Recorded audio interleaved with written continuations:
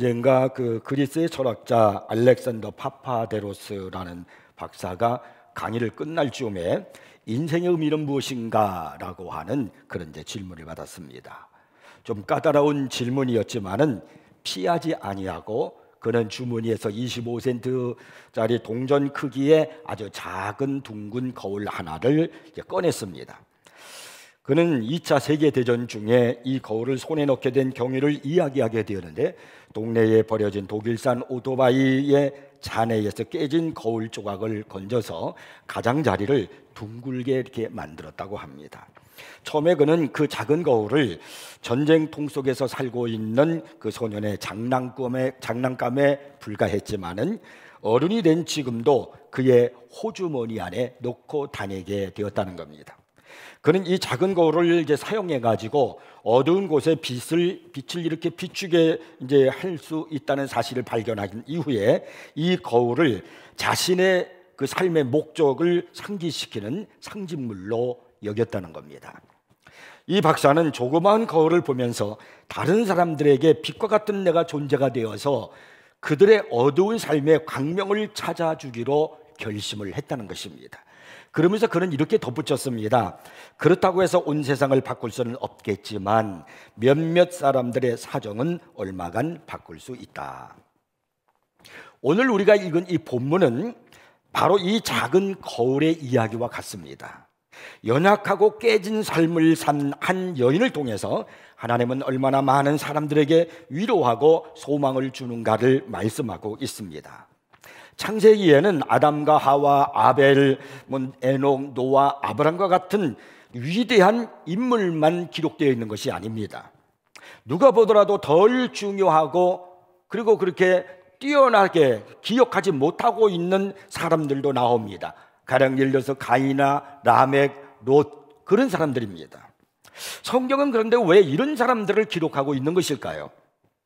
그것은 우리 같은 보통 사람에게도 하나님은 관심을 가지고 계신다는 것을 말씀하기 위해서입니다. 특별히 우리로 하여금 하나님의 역사는 위대한 사람들에게만 일어난다는 생각을 버리도록 하시기 위해서 오늘 이 창세기 16장이 기록되어진 것입니다.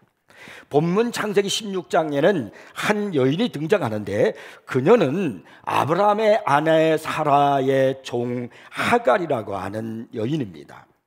이 종 하갈에게서 무슨 교훈을 받을 수 있겠습니까? 그러나 하나님은 본문에서 비록 보잘것없는 종이지만 그녀를 통해서 우리에게 하나님의 깊은 사랑을 보여주고 있습니다.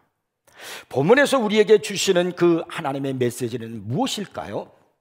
오늘 이 본문 속에서 하나님의 메시지를 주시는 메시지를 붙들고 우리가 깨닫고 은혜를 받고 이 시대의 믿음의 사람으로 살아가야 할 것입니다.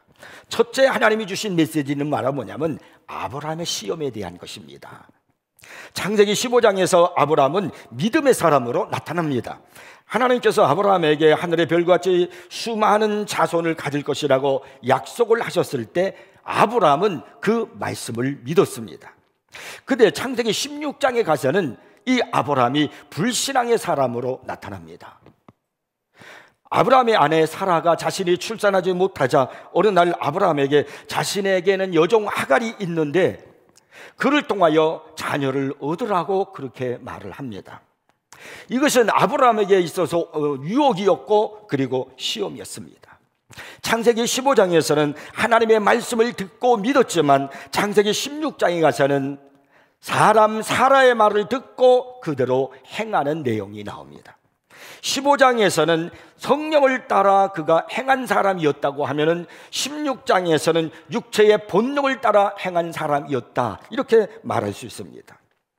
아더 핑크라고 하는 사람은 이 아브라함의 시험을 이야기하면서 본문 이전에도 아브라함은 여러 번 시험이 있었지만은 그러나 매번 그 시험을 이겼고 그 시험을 통해서 자신의 믿음이 성장하면서 그리고 하나님 앞에 더 성숙한 사람이 될 수 있었다라는 이야기를 하면서 아브라함의 시험에 대해서 이렇게 얘기를 합니다.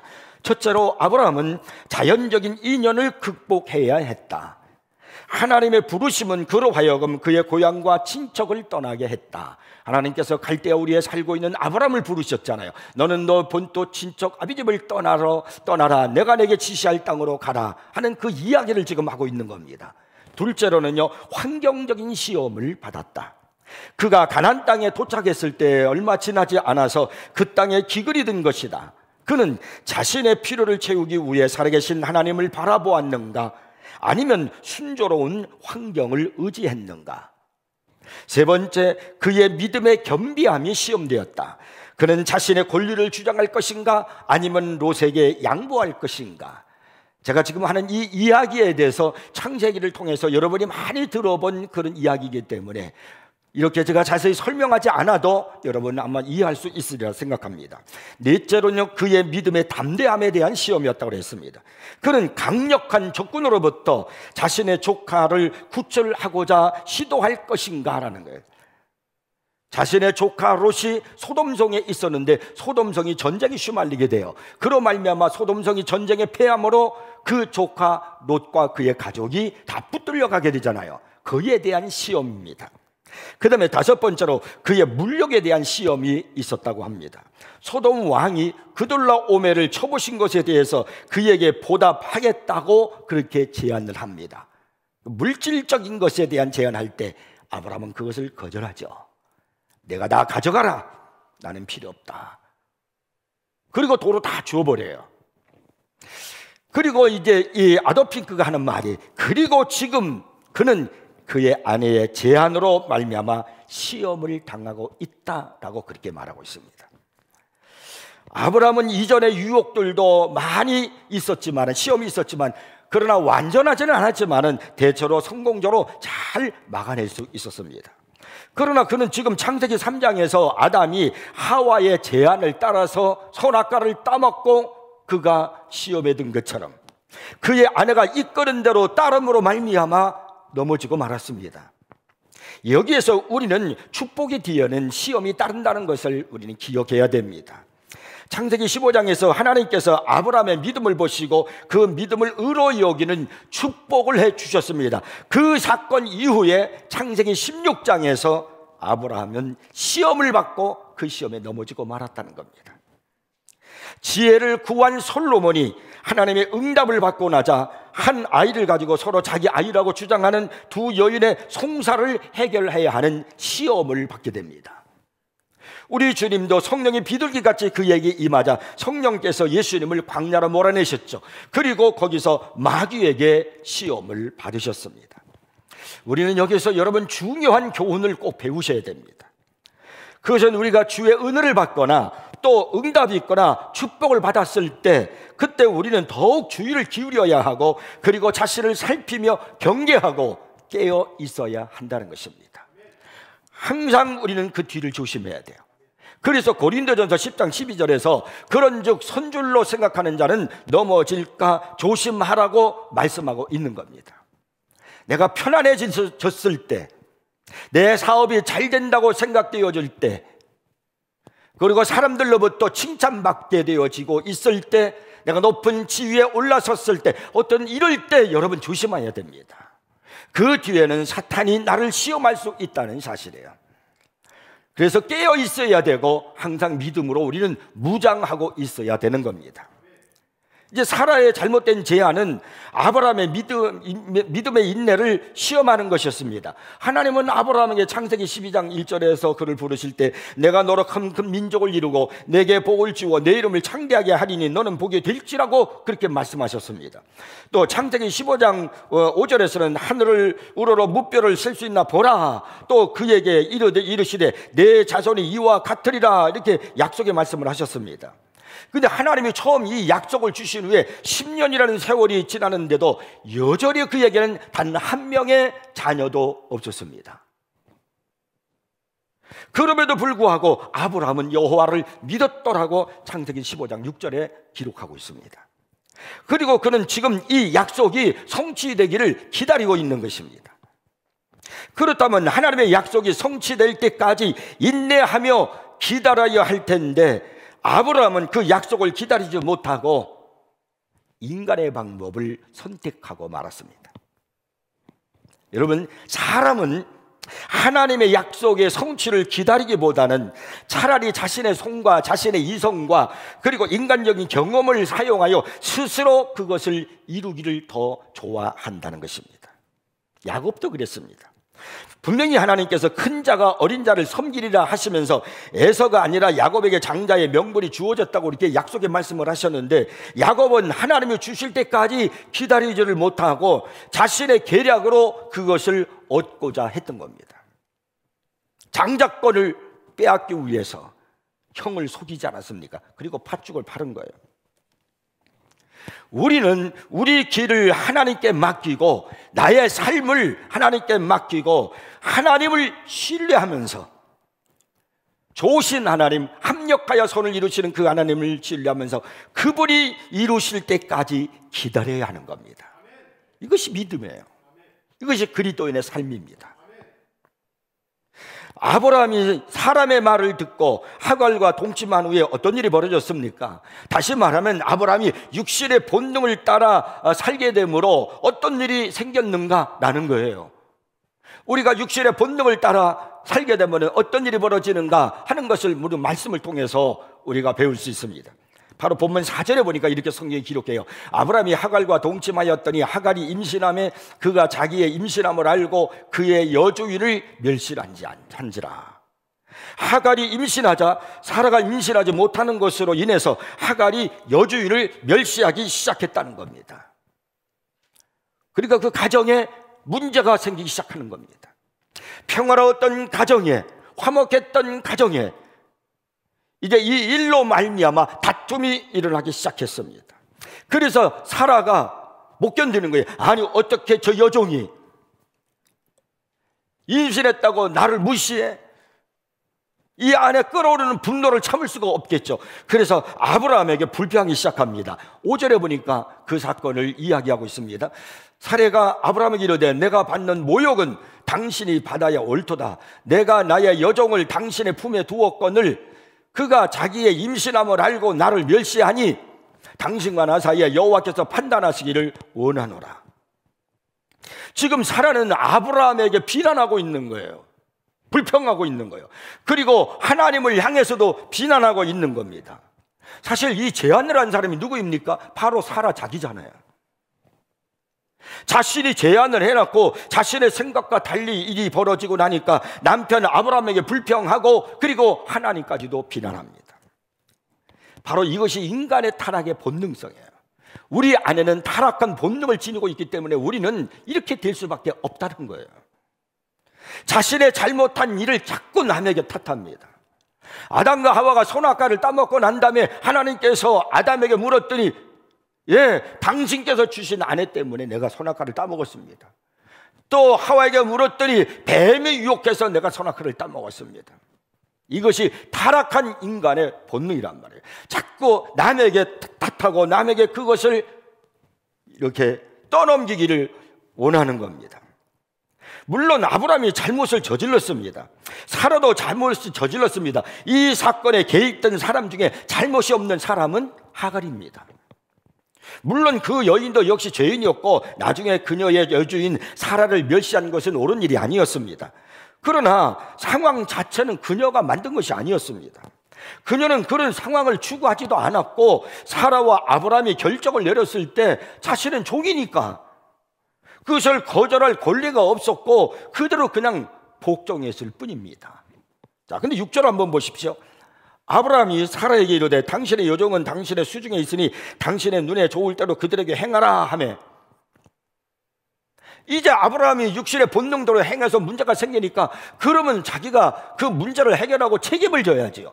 떠맡기는 거예요. 당신 알아서 해, 당신 좋은 대로 해, 이렇게 떠맡기는 거예요. 사라가 하갈을 학대하더니 이제는 거꾸로 사라가 하갈을 학대하기 시작합니다. 그랬더니 하갈이 사라 앞에서 도망하였더라. 이것이 아브라함의 시험이고 그리고 시험을 이기지 못한 결과인 거예요.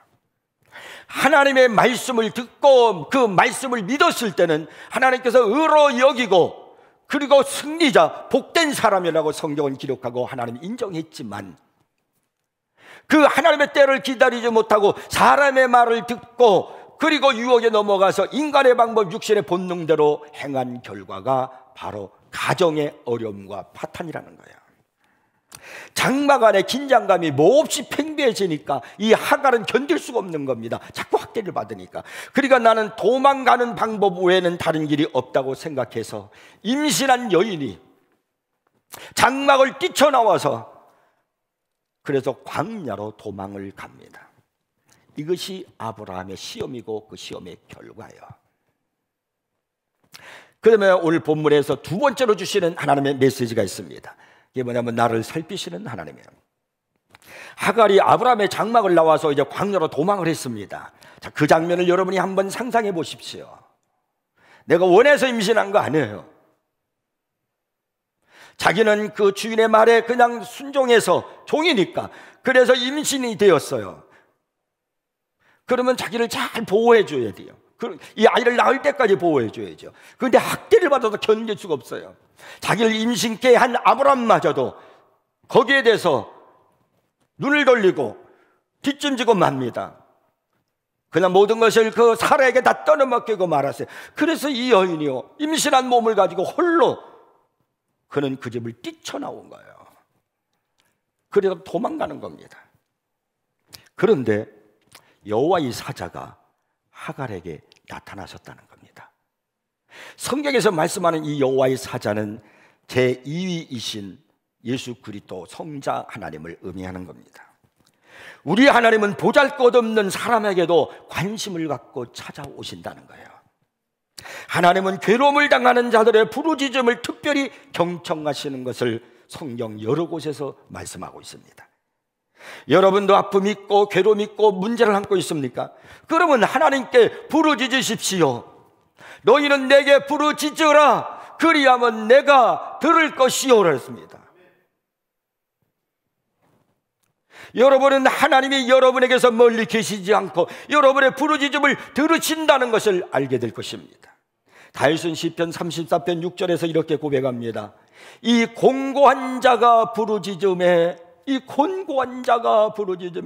여호와께서 들으시고 그의 모든 환난에서 구원하셨도다. 아담과 하와가 죄를 짓고 공경에 빠졌을 때 하나님이 그들을 찾으신 것처럼 이제는 하갈을 찾으십니다. 그녀가 하나님을 찾으신 것은 아닙니다. 그녀는 모든 사람으로부터 지금 도망치고 있었습니다. 그런데 하나님이 그녀를 찾으신 것입니다. 우리는 여기서 우리가 자신에 대해 가질 수 있는 어떤 관심보다도 하나님이 나에 대해서 갖고 계시는 관심이 더 크다는 것을 알 수 있어요. 나에 대한 문제는 내가 잘 알고 있겠지라고 생각할 수 있을지 모르지만, 그러나 나보다도 나를 더 잘 아시는 분은 우리 하나님이십니다. 나에 대해서 나를 더 관심을 갖고 계신 분은 나를 선택하시고 십자가 위에서 피 흘려 나를 구속하신 우리 주 예수 그리스도이십니다. 이 구절에 대해서 도널드 반 하우스는 이런 말을 했어요. 우리는 우리에게 일어나는 일들로부터 도망을 시도할지도 모른다.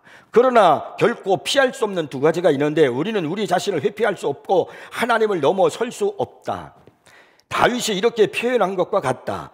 내가 새벽 날개를 치며 바다 끝에 가서 거주할지라도 거기서도 주의 손이 나를 인도하시며 주의 오른손이 나를 붙드시리라. 하나님은 예상치 못한 곳에서 하나님을 만나고 놀라운 복을 받게 합니다. 그래서 10절에 보니까 여호와의 사자가 또 그에게 이르되 내가 내 씨로 크게 번성하여 그 수가 많아 셀 수 없게 하리라고 말씀하십니다. 그리고 또 11절에 보면 이 말씀도 더하십니다. 내가 임신하였은즉 아들을 낳으리니 그 이름을 이스마엘이라 하라. 이는 여호와께서 내 고통을 들으셨음이니라. 놀라운 축복이에요. 하나님께서 그를 만나 주시고 그와 함께 해 주신 것만도 엄청난 큰 축복인데 이제 아들을 낳으리니 이제 그 수가 굉장히 많아질 것이다. 꿈과 비전을 주십니다. 그러면서 이름까지도 지어주셨어요. 하나님께서 직접 이스마엘이라. 성경을 보면은 자녀를 낳았는데 이렇게 이름을 지어서 짓는 그런 일들의 사건은 그렇게 많지 않습니다. 그런데 여기 하나님께서는 하갈에게 그의 아들을 낳았는데 아들의 이름을 지어주셨어요. 이스마엘이라고. 여호와께서 내 고통을 들으셨다는 겁니다. 얼마나 놀라운 일이에요. 그런데 하나님은 말씀하시기를 내가 이렇게 너에게 약속을 하고 이 성취를 축복을 너에게 지금 약속하고 있는데 이것이 성취되려면 너 하갈은 사라에게로 돌아가서 그녀의 권위에 복종을 하라고 말씀한다는 사실이에요. 자, 그것이 바로 9절에 나와요. 여호와의 사자가 그에게 이르되 내 여주인에게로 돌아가서 그 수하에 복종하라. 이 말씀을 들었던 이 하갈이 이해가 되겠습니까? 지금 그녀는 사라에게 학대를 받아서 견딜 수 없어서 도망쳐 나온 거예요. 그런데 다시 사라에게로 돌아가서 그녀에게 수종하라니요. 여러분, 이것이 할 수 있는 일입니까? 근데 하나님은 그렇게 하시라는 겁니다. 너 돌아가라. 지금은 돌아갈 때야. 내가 나올 때가 아니야. 그래서 사라에게로 돌아가서 그 권위에 수종들라. 그러면 내가 이 약속의 성취를 이루게 하리라. 그런 말씀입니다. 여기서 여러분이 우리가 기억할 것이 있어요. 하나님은 때가 되면 반드시 문을 열어서 아브라함의 집으로부터 그들을 내보내실 날이 올 것입니다. 우리가 창세기 21장 12절부터 14절까지 보면 그 사건을 우리가 알 수 있어요. 그 성경에 기록되어 있어요. 지금은 돌아가야 돼요. 아주 임신 상태예요. 나와 있으면 안 돼요. 돌아가서 아이를 낳고 그 아이가 어느 정도 성장할 때까지 하나님께서 때가 되면 그들을 아브라함의 집에서 하갈과 이스마엘을 편안히 나갈 수 있도록 주실 것입니다. 그때까지는 넌 돌아가라는 거야.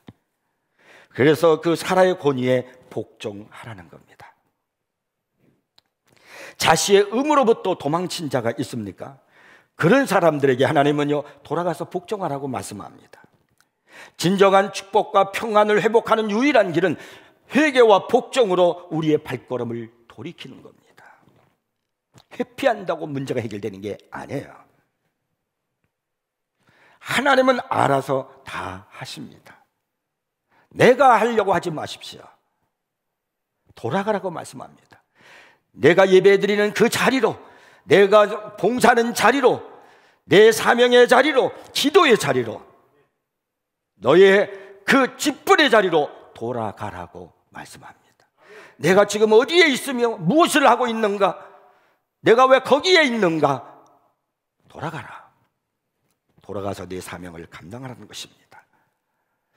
이스마엘은 하나님이 들으신다는 뜻입니다. 하갈의 아들에게 이 이름을 주신 것은 하나님의 괴로움을 당하는 자들의 부르짖음을 들으신다는 것을 말하는 것입니다. 하갈은 하나님께서 자신의 고통을 들으시는 것을 알고 하나님을 나를 살피는 분이라 그렇게 불렀습니다. 13절에 보니까 그 말씀이 나와요. 하갈이 자기에게 이르신 여호와의 이름을 나를 살피시는 하나님이라 하였으니 이는 내가 어떻게 여기서 나를 살피시는 하나님을 배웠는고 함이라. 여러분은 하나님이 여러분을 살피신다는 사실을 알고 계십니까? 불꽃 같은 눈을 가지고 계신 그분은 여러분이 있는 그곳에서 여러분이 고통스러워하며 한숨을 내쉬는 그 자리에서 여러분을 살피고 계신다는 사실을 알고 계십니까? 그분은 여러분이 어디에서 와서 어디로 가고 있는지 살피십니다. 그분은 여러분에게 무엇이 필요한 것이 무엇이고 필요하지 않은 것이 무엇인지를 살피고 계십니다. 하갈이 거기서 하나님을 보고 그의 말씀을 들은 것처럼 하나님이 지금도 이 자리에 오셔서 여러분을 살피고 여러분을 도와주시는 그 은혜가 있다는 사실을 믿으시기 바랍니다. 그러므로 두려워하지 마십시오. 나를 살피시는 하나님. 하갈이 그 종이 견딜 수 없어서 도망치는 그런 여인에게도 찾아오셔서 살피시는 그 하나님. 그렇다면 십자가의 피를 흘리시고 나를 구속하신 그 주께서 나를 외면하실 리가 없으시지요.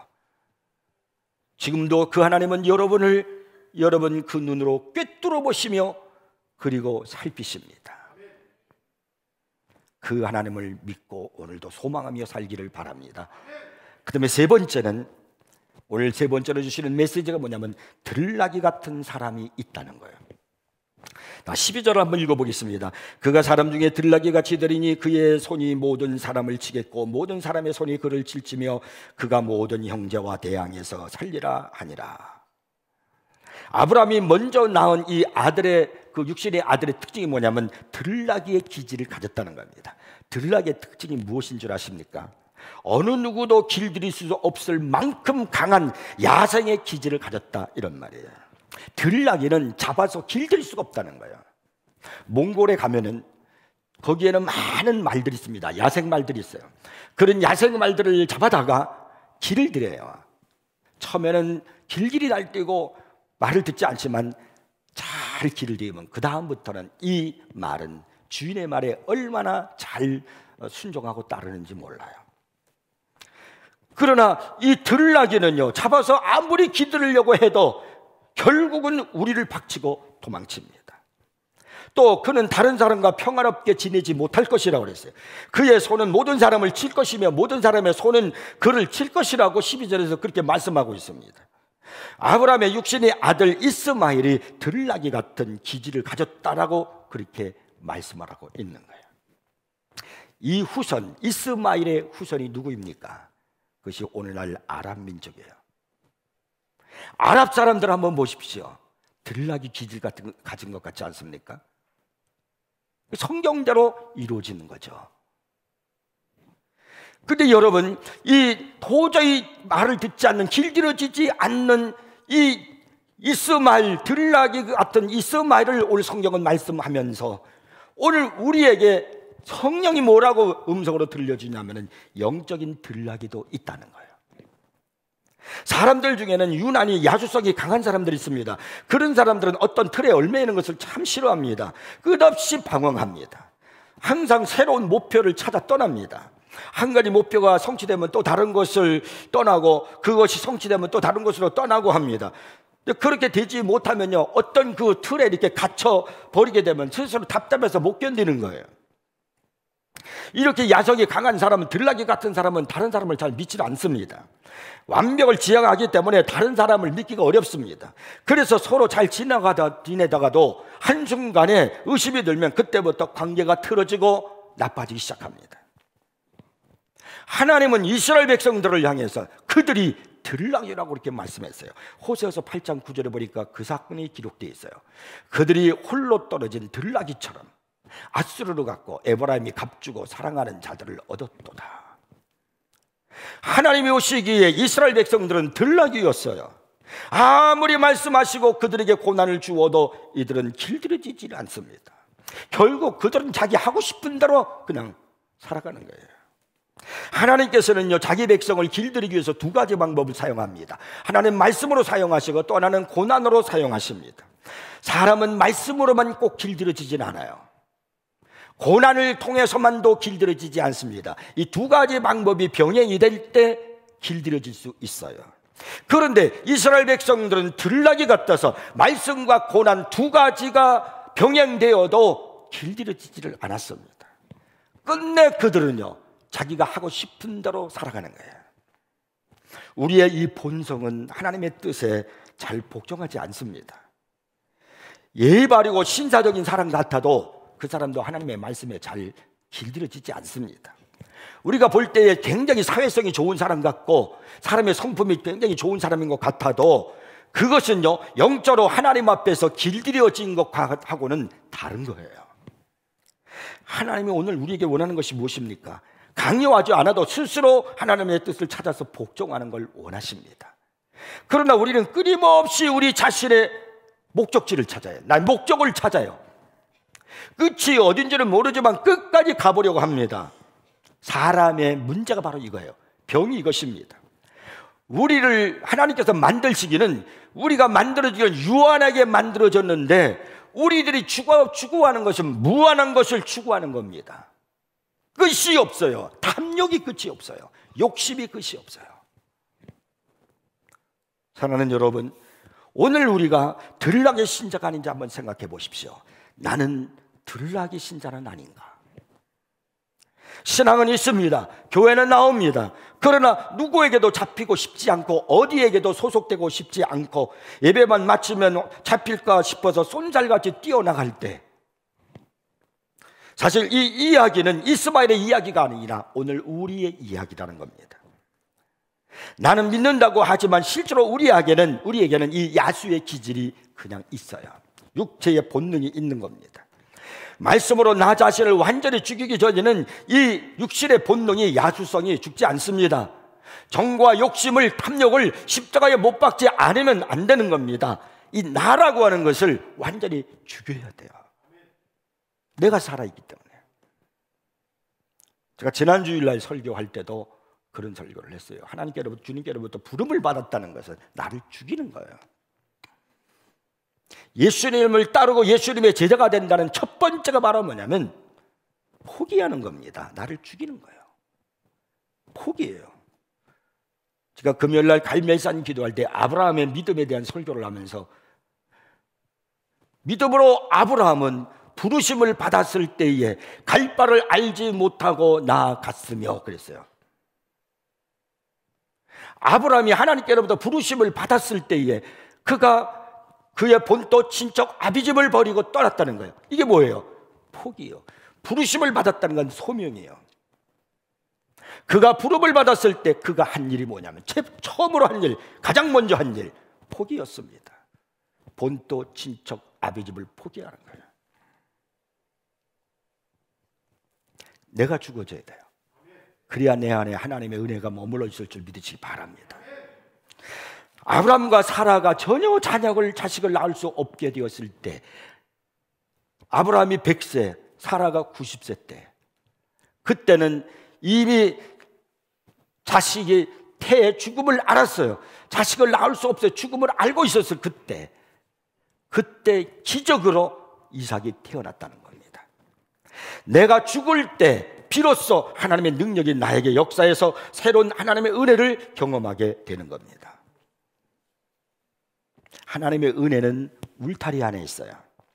이 울타리는 하나님과의 그 언약의 관계를 말하는 겁니다. 말씀의 울타리. 나의 욕심이나 내 기질대로 막 그냥 살아가려고 하면은 하나님의 은혜가 머물 수가 없어요. 내가 하나님 앞에서 하나의 연약한 피조물에 불과하다는 걸 인정할 때, 내가 티끌에 불과하다는 것을 인정할 때 비로소 우리는 하나님의 울타리 안에 거하게 되고, 그 울타리가 은혜의 맛을 볼 수 있는 거예요. 말씀 안에 거하는 겁니다. 말씀 안에 거할 때, 아브라함이 말씀 안에서 붙들고 그가 하나님의 약속을 기다릴 때, 그때 이삭이 나오는 거예요. 하갈이 이스마엘을 낳을 때 아브라함의 나이는 86세였습니다. 따라서 이스마엘을 임신했을 때는 85세입니다. 아브라함이 100세에 이삭을 낳았기 때문에 이스마엘은 이삭보다 14살이나 위입니다. 그러고 보면 약속의 아들 이삭이 태어나려면 아직도 14년이나 더 기다려야 했습니다. 여러분, 믿음은 기다리는 것이고 순종하는 것입니다. 할 수 없다고 생각되고 내 감정에 맞지 않는 것이라 해도 하나님의 말씀이기에 순종하는 것입니다. 여러분은 말씀과 상관없이 자기의 이성에 따라 사는 그런 들락이 신자가 되지 않기를 바랍니다. 순종의 사람 이삭처럼 살아가기를 바랍니다. 기다리십시오. 하나님은 살아계십니다. 아브라함처럼 유혹에 넘어가서 인간의 방법으로 하려고 하지 마십시오. 하나님은 가장 좋을 때 가장 좋은 것을 가지고 가장 좋은 방법으로 역사하신다는 사실을 분명히 믿으십시오.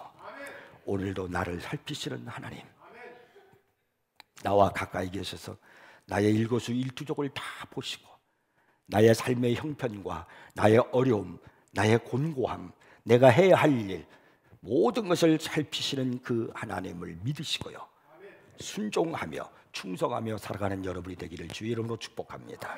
기도하겠습니다.